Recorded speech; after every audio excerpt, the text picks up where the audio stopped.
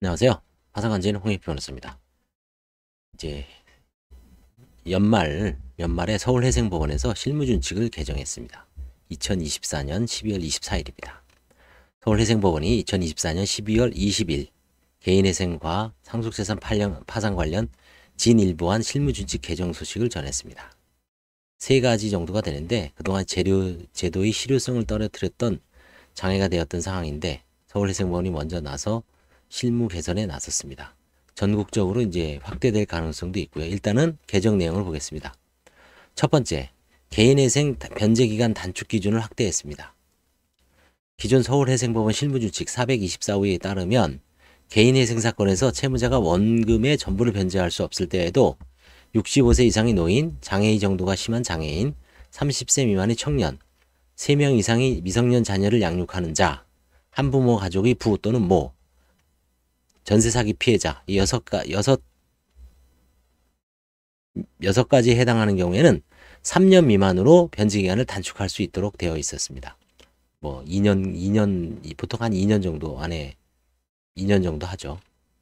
이번 실무준칙 개정 내용은 다자녀 가정의 채무자에 대한 신속한 구제 및 사회 복귀를 위해 변제 기간 단축 기준 중 3명 이상의 미성년자 자녀 양육 기준을 2명 이상의 미성년 자녀 양육 기준으로 변경함으로써 적용 범위를 확대했습니다. 따라서 자녀가 많으신 분들은 개인회생하는 데 있어서 변제 기간이 단축되는 등 혜택을 볼 수가 있습니다.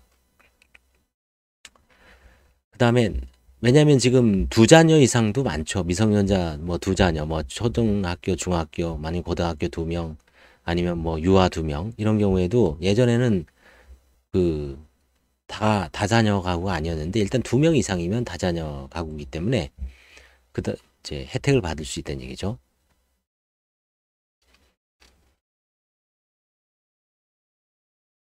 그 다음에 두 번째는 성년 자녀에 대한 부양가족 인정 근거를 마련했습니다. 기존 서울회생법원 실무준칙 405호에 따르면 개인회생 사건에서 채무자의 생계비를 검토할 때 채무자의 부양가족 중 배우자에 대해서만 부양가족으로 볼 것인지 여부에 관한 기준을 두고 있었습니다. 뭐 장애인이라든지 그런 경우 아니면 육아에 너무 치우쳐져서 경제활동을 도저히 할 수 없는 경우 이런 경우에 이제 배우자를 인정을 해줬죠.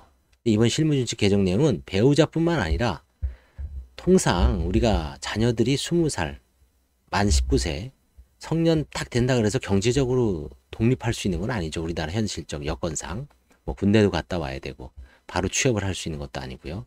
학교도 또 마쳐야 되고 학비 자체를 또 비싸니까 생활비하고 학비를 부모의 도움 없이 오직 본인이 스스로 그 마련하면서 공부하기란 사실상 상당히 힘들죠. 그래서 이제 이런 경우에 배우자뿐만 아니라 경제적으로 자립하지 못한 성년 자녀에 대해서도 그 부양가족 인정 근거를 마련하고 추가 생계비로 정하는 주거비, 의료비, 교육비 외에 그 밖에 생계비 산정에 필요한 사항을 생계비 검토위원회에서 정할 수 있도록 의결사항 범위를 확대했습니다. 따라서 이제 앞으로 20살에서 한 25살 정도 되는 그 성년 자녀라도 그 부양비를 생계비에서 좀 인정받을 여지가 크다고 할 수 있습니다. 그 다음에 세 번째, 상속재산 파산에서 상속인이 부담하는 세금이 처리. 서울회생법원은 상속인이 보호를 위한 산정승인제도의 취지, 한정승인을 위한 상속인의 의사 등을 고려하여 상속재산에 관하여 상속인이 부담하는 재산세, 종합부동산세, 취득세, 양도소득세를 재단채권으로 인정하는 근거를 실무준칙 376호로 마련하였습니다. 기존에는 예를 들어서 취득세에 관한 유명한 대법원 판례가 2005도 9491이죠. 2005도 9491.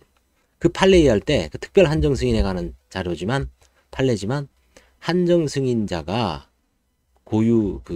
부담하는 게 원칙이다 라고 설시를 했습니다. 그래서 이제 이거를 재단 채권으로 이제 변제를 해준다는 얘기죠. 그렇지만 이런 걸 이제 유념할 때 뭐냐면 예를 들어서 실제 환가할 재산이 없는 경우가 있을 수 있습니다. 그런 경우에는 사실 공연불입니다.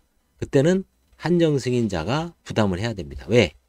상속재산을 팔았는데 아무런 뭐 나눠주는 게 세금이 뭐 5천만 원인데 실제 500만 원뿐이 환가를 안 했다. 물론 500만 원 내주겠지만 나머지 4,500만 원 어때요?